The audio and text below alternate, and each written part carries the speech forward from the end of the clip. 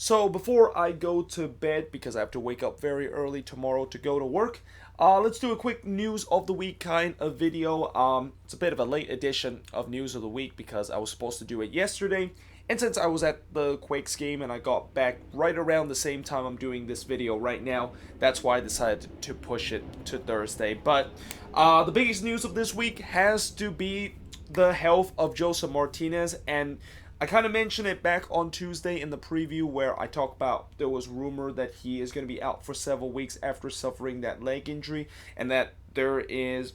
also rumor that he might not be done for the season and that he could be back with this Atlanta team in the playoffs once he recovered this injury. Now, we are now into Thursday, and I was hoping maybe there's going to be a couple more updates of the injury that he suffered, and we might get an exact timeline of how many weeks he's going to miss with this team with that leg injury that he suffered against the Quakes. But unfortunately, that isn't going to be the case, and that there really isn't any article that give a further update of how many weeks exactly Joseph Martinez is going to be out. But as of now, he's going to be out for several weeks. And by the way, he actually did win Player of the Week, and you're wondering, how did he win Player of the Week even though he suffered the injury against the San Jose Earthquakes? Well, he did score 2 goals in that midweek game against FC Cincinnati, and that, yeah, you're going to be Player of the Week if you can, even if you don't do anything in one game, if you basically help your team and basically kind of carry your team to victory like what Joseph Martinez did against FC Cincinnati, then yeah, you are of course going to win Player of the Week. And also because this is Atlanta, and we all know that Player of the Week kind of awards usually will always be in favor of one of these big team, and that it's not a big surprise that Joseph Martinez of course get these kind of awards. But moving on in terms of the next news, and talk about Inter Miami, which is once again in the news again because it seemed like every single week we cannot stop talking about Inter Miami, and I have a feeling Inter Miami could potentially be like Atlanta and LAFC when they come into the league, which is they're gonna have an amazing kind of run in their first season and even better run in the second season, and the leagues just are not going to stop talking about them, and that they're going to be like the next darling of MLS. Well, they announced that they are going to set to purchase David Silva from Man City, and that this is going to be the big player that David Beckham pretty much promised to their fans and promised to everybody that, yeah, I am going to bring in a big name superstar from Europe to come and play for Inter Miami. And while David Silva might not be a player that you can instantly say that he can come to MLS, and in fact, I am actually kind of surprised when they first announced that David Silva was going to leave Man City to join Inter Miami, considering the fact that there was no rumor that he was going to leave, and there was no kind of report that he was going to be setting to leave, and especially the fact that he plays for Man City, and that, the Premier League, it seemed like usually when you hear a guy like David Silva, you would think that they would be at least some kind of rumors, the fact that he is set to leave Man City, but there was no kind of mention of that. And I mean, it just literally kind of came out of nowhere, the fact that, yeah, he's ready to come to MLS and ready to play for Inter Miami. And to me, this is definitely a decent signing for them, considering the fact that he is considered one, if not the best attacking midfielder in the world. I mean, you could even say that he's the best attacking midfielder right now in the Premier League, although some people will argue that the better attacking midfielder in the Premier League is his teammate Kevin De Bruyne with Man City. But, he's during his prime, he's arguably one of the best attacking midfielder in the league. And even though he kind of have lost a couple of steps because he is starting to get older, he is definitely going to be a nightmare to defend. And that we've seen it so many times in the league where if you have a creative attacking midfielder, you are definitely going to win a lot of games, and that your attack is going to be very, very good. So it's going to be interesting to see if he does come into the league and how this Miami team looks like. I mean, I already can envision the fact that this Miami team is going to do something that LAFC and Atlanta did in the first season, which is they're going to try to once again break the expansion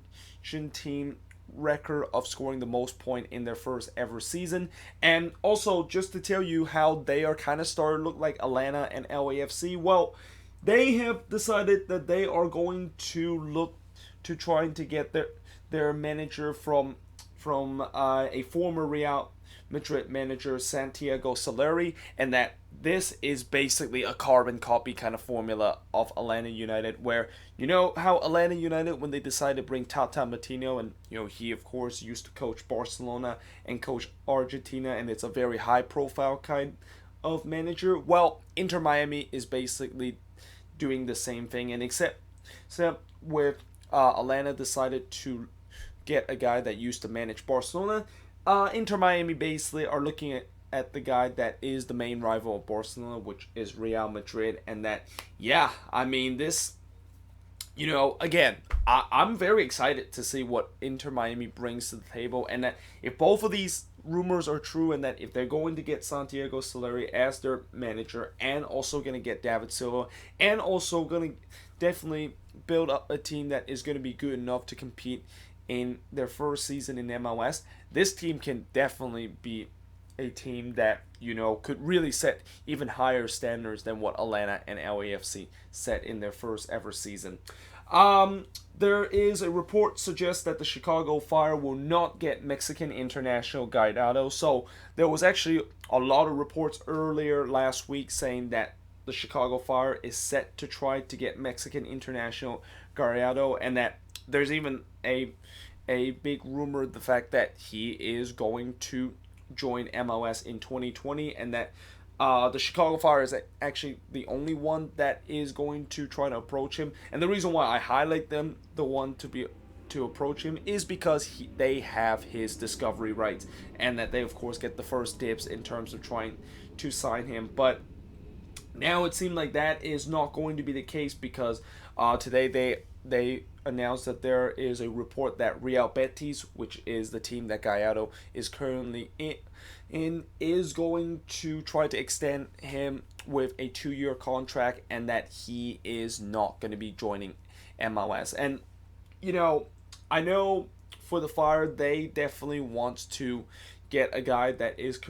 definitely considered one of the best defender in Mexican history, and that they definitely need some help in terms of their defense. But at the same time, do you really want to make your defense even older than it needs to be? I mean, you already have Schweinsteiger in that center back row, and I'm guessing maybe the reason why they look for Gallardo is they think that they're not going to re-sign Schweinsteiger and they're going to let him go at the end of the season, and Gallardo is basically his replacement. And the other thing that I think maybe they want to sign Gallardo is they want to appease the Mexican base. I mean, you know, Chicago is a very kind of heavy Mexican population, and I'm pretty sure the Chicago Fire really wants to tap into that Mexican kind of demographic market, so that, you know, they can get more fans to watch their games. And, you know, since next year for the Fire is a very kind of different era for them, and that, well, not really a different era, but kind of a new era for the Chicago Fire with a new owner, and also playing at Soldier Field. You know, they need to definitely build some hype in terms of the fans, and they definitely need to have some fans that can fill some of the seats at Soldier Field. So why not try to get one of the guy that is very well known in the Mexican fan base and considered one of the best defender in Mexican history. But like I said, as much as they want to make this move to kind of please the fans, I don't know if it's going to be a right move in terms of the long-term future. Like, they need to get younger in terms of trying to find a guy that has similar quality of Gallardo, but much younger and definitely much more promising. Because right now the league is definitely moving into a direction where, you know, you do still see teams trying to sign in these age-old European star kind of player, but we are moving toward an age where more teams are thinking about getting these young South American talent, or even young Central American kind of talent, or European talent, and then eventually sell them in the future for profit. The Portland Timbers talks of extending Diego Valeri contract have broke down, and that this was actually a very big news that has broke that came out a couple of days ago where the Timbers are trying to extend Diego Valeri contract, and it seemed like they were trying to buy down his contract to only a TAM contract so that they can of course free up a DP spot and that they can use that DP spot to kind of build up their roster. But apparently Diego Valeri says no, and that he wants to have a DP kind of contract, which I don't blame him because he's still contributing with the team, and even though he's already kind of in his mid 30s right now, he's still banging goals and being that creative kind of maestro of a central attacking midfielder and getting those assists throughout the season. So, this is definitely a tough situation for the Timbers to deal with because, if you don't extend Valeri and just let him go on a free, that's definitely going to upset the fan base. And I'm pretty sure a lot of Timbers fans do not want to see Valeri go. And that, Valeri, he even go to the Capel stand after the game against New England and kind of just bid farewell to them, and I hope that that is not a sign of him potentially kind of just saying that, well, it's been nice to play with this team, I have fun memories with this team, but I feel like this is really it, and that I am just going to retire back in my home country of Argentina, and pretty much where I all started, to basically end his football career. And the Timbers are trying to avoid to do that. And I've also heard that some of their front office personality is going to be heading down to Argentina, and that they're going to actually talk to some of the representative from Diego Valeri down in Argentina to see if they can of course work out a deal. But at the end of the day, it's a tough situation because for the Timbers, they want to open a DP spot so that they can maybe get like another designated player in their roster, but at the same time, they don't want to let go of Diego Valeri because he's basically Mr. Portland Timbers. He is literally a legend for this team, and that it's going to be really tough to just simply let him go and hope that the fan base will just accept it and that they could just move into a different direction. Now, one player that is going to be released and no longer playing MLS is Yohan Kwase, who was released by Sporting KC, and that, this move definitely is not a big surprise considering the fact that he has definitely not lived up to the DP kind of contract that SKC paid him in the beginning of last season. And, to be fair, he did had a couple of bright moments during his time with SKC, mostly last year when he kind of contribute a little bit, but this year obviously he hasn't really been a player that you would say that should be considered a designated player in MLS. And I guess maybe part of that is because he kind of play out of position. Like, there's some times where he actually is forced to play left back because of the fact that there's just no personality whatsoever with this SKC team that was encountered that injury crisis earlier this season. But still, I feel like this is definitely a big disappointment for SKC when they of course got him, and that they just have no choice in terms of releasing him and free up a DP slot so that they can of course start a rebuild heading into next season. I mean, I really think Sporting KC is going to go on a rebuild considering the fact that this season, when you look at the core that they have, it just feels like it's time to kind of move on and think about trying to maybe rebuild the team or even retool the team so that they can, of course, get back into playoff contender again. Kekuta Mane is going to be out for 6 months after undergoing successful knee surgery. So, yeah, that's unfortunate to hear, but certainly wish him a speedy recovery after, of course, undergoing a successful knee surgery. I have heard a couple of weeks ago that he, of course, suffered that injury, but I didn't think that he actually needed knee surgery, but apparently he has to, and that he is now going to be out for 6 months and most likely not going to be returning to the FC Cincinnati team at the very best, maybe in April of next season. Michael Parkhurst is set to retire at the end of this season, so he of course announced that he is going to be retired at the end of the season a couple of days ago. And I mean, what can I say about Michael Parkhurst in terms of his career that hasn't been said by many people? I mean, he is considered one of the best defender in the league and probably one of the smartest defender in the league. A guy that has a lot of leadership kind of skill, and that I really can see him be potentially a future head coach either in MLS or either in abroad when he decided to go somewhere else to coach besides MLS. I mean, the leadership skill and the way that he of course understand and the tactics of the game just makes me feel like he could definitely be a guy that could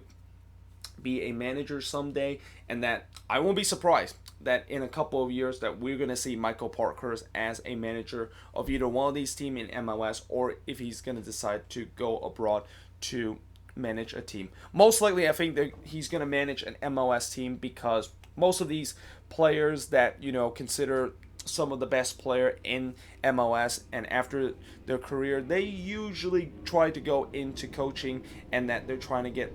a managerial spot, and that most of the time it has been pretty successful. And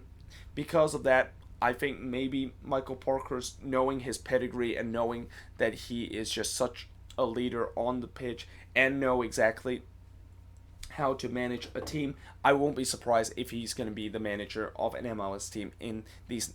next couple of years. But finally, Columbus Crew have released a rendering of their new downtown stadium, and unfortunately I actually don't have my phone right now as it is charging, so I can show you guys the picture of the stadium. But if you guys want a picture of the stadium, if you want to see how the rendering looks, you can just Google it and